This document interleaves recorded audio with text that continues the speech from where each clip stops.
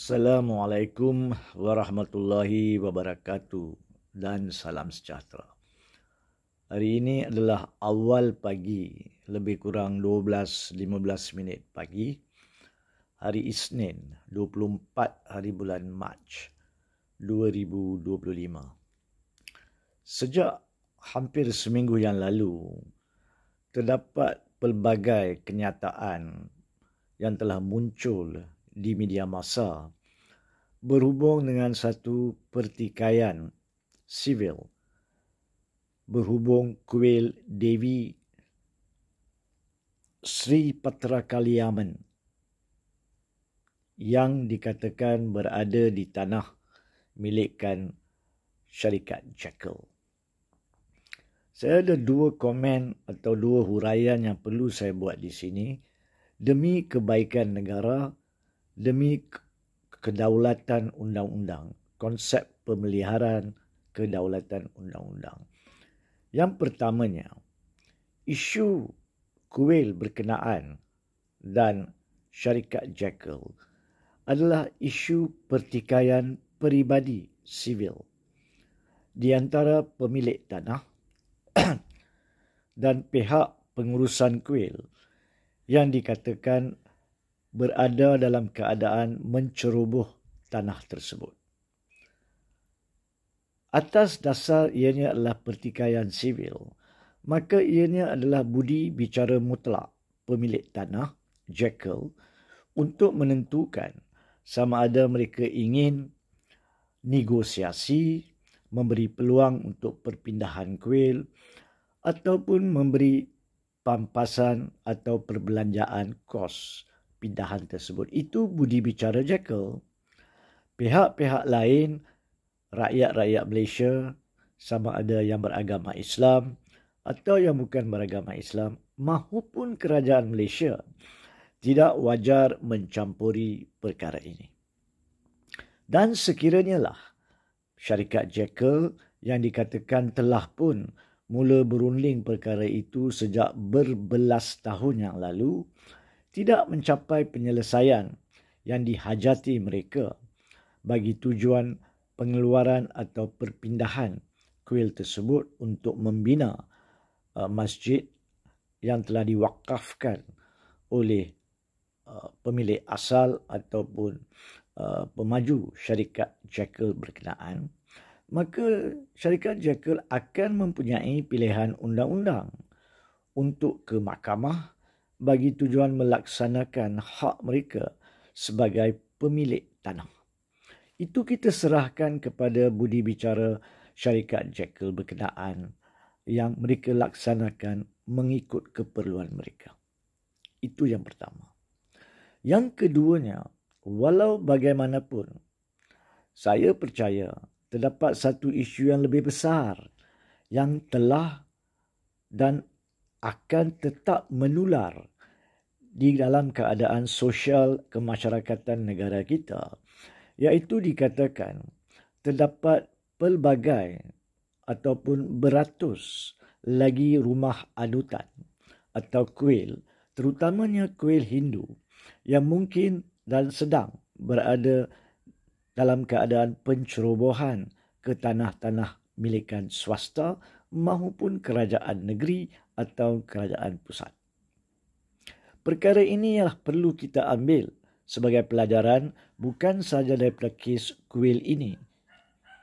Malah juga kalau kita masih ingat dan jangan kita lupa permasalahan yang muncul pada tahun 2018, iaitu pada 26 dan 27 hari bulan November tahun 2018 berkaitan isu yang sama, iaitu perpindahan kuil dari tanah yang dimiliki oleh One City Development Berhad. Dan pada masa itu, terdapat suatu peristiwa buruk yang telah berlaku yang telah mengakibatkan kematian Allahyarham adik seorang ahli bomba. Kita wajar belajar daripada kesemua perkara ini dan perlu akur bahawa terdapat isu-isu ini yang perlu diselesaikan.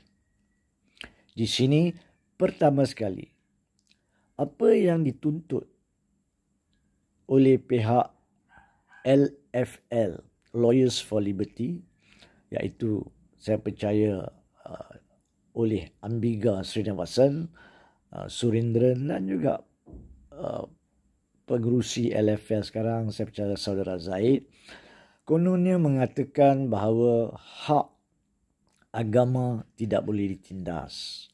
Sebenarnya isu kuil di tanah cerobohan milik swasta ataupun kerajaan bukannya isu untuk menghalang anutan agama. Tidak ada agama dihalang daripada dianuti. Tetapi sekiranya tempat anutan agama yakni kuil berada di luar ataupun di dalam kawasan milikkan orang lain, maka undang-undang tanah perlu dihormati. Di sini pendapat dan kenyataan yang diberikan oleh penasihat Persatuan Peguam Muslim Malaysia, Datuk Zainul Rijal Abu Bakar, dan juga seorang peguam sivil iaitu Dr. Shamsir Singh Thind adalah betul dan tepat. Kebebasan anutan agama tidak membenarkan pencerobohan tanah untuk rumah anutan. Jadi isunya bagaimanakah perkara ini perlu diselesaikan. Dan sebelum saya sampai kepada cadangan penyelesaian, saya perlu juga menyentuh kenyataan Waita Murty, iaitu bekas menteri yang telah mengatakan bahawa kononnya sejak pada zaman penjajahan British di Malaya, pihak kaum-kaum India yang dibawa sebagai pekerja buruh di tanah Malaya telah kononnya dijanjikan oleh pentadbir-pentadbir British bahawa mereka akan dibenarkan untuk membuat rumah anutan dan kononnya juga akan diberikan hak pemilikan kepada rumah anutan tersebut selepas 2 atau beberapa tahun ianya diadakan. Itu saya tidak ingin mendalami ataupun memberi komen mempertikaikan perkara itu. Itu bukan isunya.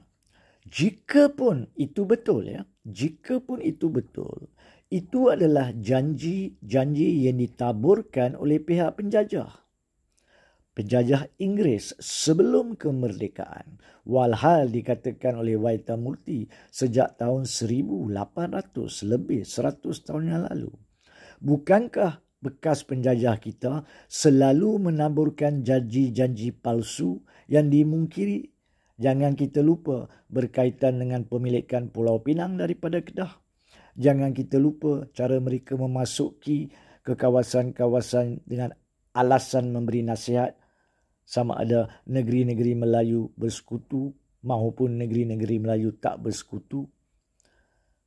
Maka jika pun itu dijanjikan oleh British, adakah ianya adil untuk kini pada tahun 2025 menuntut mana-mana kerajaan pusat maupun kerajaan negeri untuk mematuhi janji-janji palsu kerajaan dan penjajah British? Ini tidak adil dan ini tidak juga dibenarkan oleh undang-undang. Saudara Waita Murty sebagai seorang peguam, saya percaya akan faham perkara ini. Janganlah mana-mana pihak cuba mengambil peranan sebagai mangsa minoriti untuk meminta ihsan apa yang kononnya merupakan hak mereka dilakukan secara tidak sah, tidak mematuhi undang-undang negara kita sekarang ini di bawah Perlembagaan Persekutuan maupun undang-undang parlimen. Ini adalah menyalahgunakan kedudukan pihak-pihak minoriti secara salah. Justru saya meminta semua pihak melihat perkara ini dengan lebih teratur, menjunjung keluhuran perlembagaan, kedaulatan undang-undang dan janganlah ungkit perkara yang anda sendiri gagal untuk menuntut pada masa itu. Adakah kaum minoriti India pada masa itu yang beragama Hindu telah menuntut perkara itu untuk dilaksanakan oleh penjajah British pada tahun 1900, 1910, 1920 atau mana-mana tahun? Kenapa tidak dilakukan pada masa itu? Adakah perkara itu dibangkitkan sebagai satu tuntutan oleh golongan minoriti keturunan India yang beragama Hindu semasa perbincangan kemerdekaan, semasa gubalan undang-undang oleh Lord Reed ataupun The Reed Commission? Tidak. Kenapakah itu tidak dibangkitkan pada tahun 1950-an? Kenapakah kini pula nak dibangkitkan apa yang pihak golongan tertentu telah alpa, telah cuai untuk tidak tuntut pada masa yang perlu? Dan dalam undang-undang pun terdapat prinsip acquiescence, waiver, iaitu hak yang jika pun wujud akan dianggap diabaikan jika tidak dituntut pada tempoh masa yang perlu. Semestinya lah 2025 adalah satu tempoh masa yang amat melampau untuk mengungkit perkara-perkara yang berdasarkan kepada janji-janji palsu penjajah British dulu. Apakah penyelesaiannya? Penyelesaiannya adalah untuk mengelakkan perkara ini berbangkit pada masa-masa yang akan datang. Saya percaya sudah tiba masanya untuk kerajaan pusat mewujudkan suatu undang-undang parlimen bagi tujuan meregulasi dan mengatur cara kewujudan dan pembinaan rumah-rumah anutan bukan Islam. Kerana Islam berada di bawah negeri, maka itu adalah bidang kuasa negeri.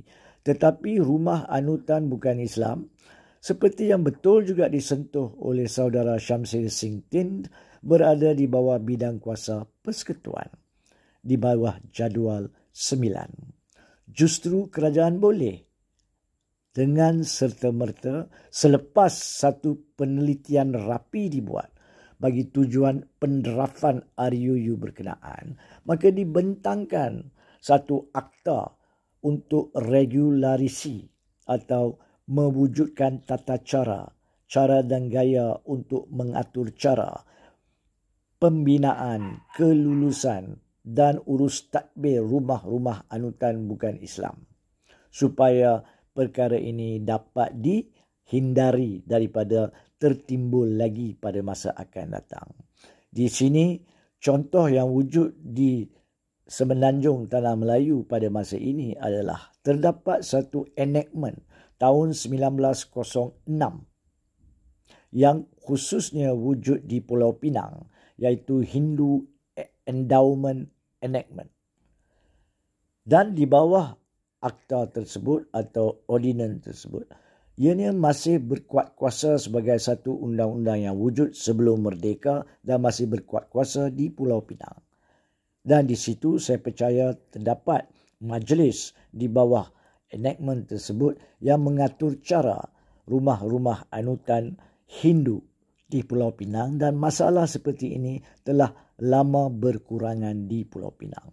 Mengambil contoh perkara itu, kerajaan pusat boleh mewujudkan suatu undang-undang akta parlimen untuk satu Malaysia berhubung dengan rumah-rumah anutan bukan Islam, di mana semua bentuk anutan lain selain daripada Islam mempunyai tata cara, permohonan lesen, pembangunan dan pemberian hak jika hak itu sah untuk diberi. Dan itu akan menentukan semua bentuk rumah anutan yang masih wujud pun dapat dikenal pasti dan diselenggarakan di bawah akta itu dengan lebih teratur. Pandangan saya ini bukanlah pandangan untuk membangkitkan isu agama ataupun bangsa.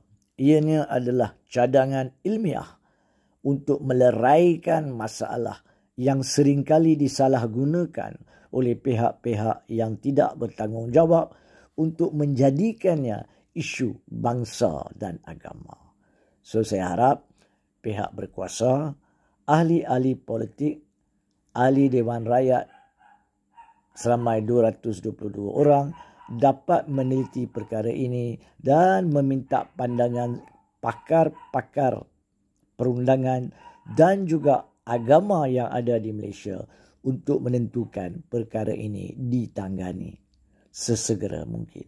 Selain daripada itu, isu kuil pertikaian di antara pihak pengurusan kuil dan Jekyll itu hendaklah diserahkan ke atas kebijaksanaan pihak Jekyll dan pengurusan kuil untuk selesaikan, dan jika tak selesai sekalipun, ianya adalah budi bicara dan hak kedua-dua pihak untuk mengambil prosiding yang perlu di mahkamah jika perlu.